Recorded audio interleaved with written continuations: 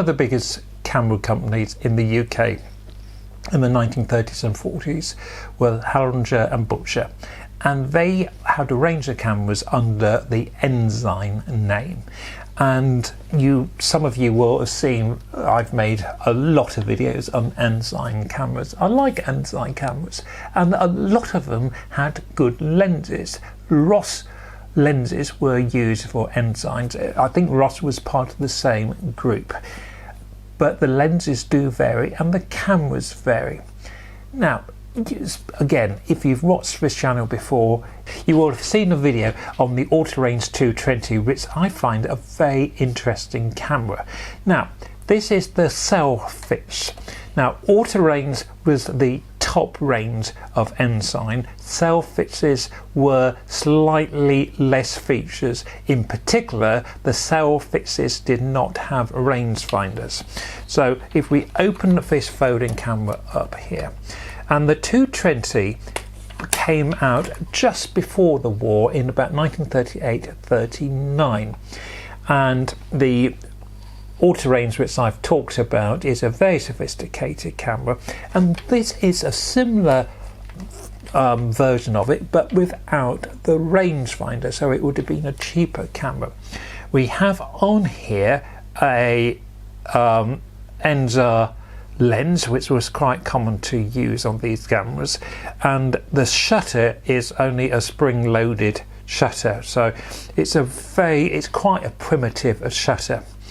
The focusing is the same lever on the front here as on the Selfix, so that's an interesting, well, I found that's an interesting thing here. So you've got the focusing here, you've got no focusing aid, but it tells you the focus down there. What I did find interesting on this camera was where the aperture is slightly different. It's here, it's not on the front. The shutter speed's on the front, but the aperture is here, and you can move the aperture from here. Is that clear? And then it's moving the aperture on the top there.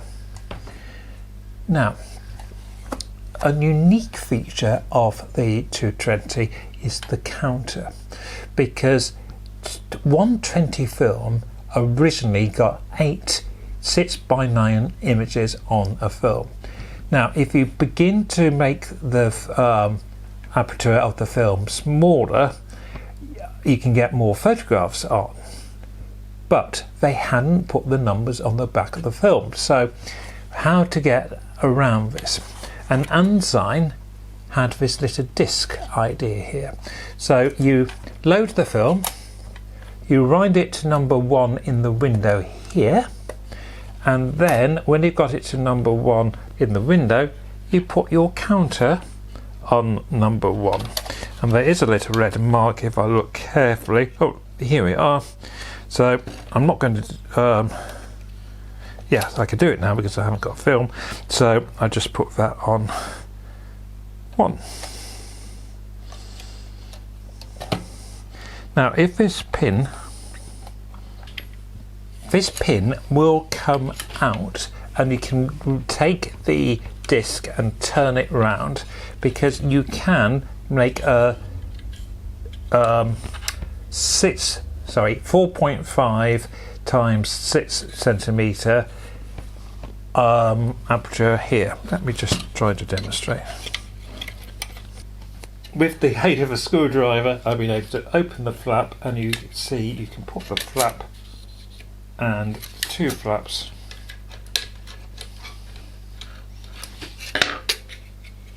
so you then have a 6 by 4.5. So ingenious. This camera could take either 12 on 2¼ by 2¼ or 16 6 by 5 by 4.5. And you might say, but what about the viewfinder? Well, the viewfinder, but if you're changing your size, what about the viewfinder? Well, this viewfinder is really nifty. It lifts up at the top here, and one side is 6 by 4 and the other side is 6 by 6. So if you're doing 6 by 6, you just put the large size on the end and then each slices. Does that make sense? So, after all that palaver, did it take any decent photographs? Because remember, this camera is from about 1939. The lens, I have found with Ensigns that the lenses can vary enormously, and I've been well informed that this is to do with the manufacturing of the glass. But though the lens design will be similar, the quality of glass varied a lot. So let's see what the quality is of this particular camera. Well, we had rather mixed results. I think the big problem was I was using a very outdated Jessup's 200 film, and I'm not sure whether there was problems with the film or whether there was some dust in the camera, because as you can see there's a lot of artifact on the negative, which I'm pretty sure is a sort of dust. The strange thing was, of 12 photographs, they nearly all had it, apart from the last one, which you'll see in a bit. But the sharpness was fine, and the camera was absolutely okay. I think it's well worth trying it with a more recent film and see how I get on with the recent film, because the camera was actually better than I thought, but there's definitely an issue with the film. You never know what's quite going to happen when you are using classic cameras. Thank you for watching. Bye for now.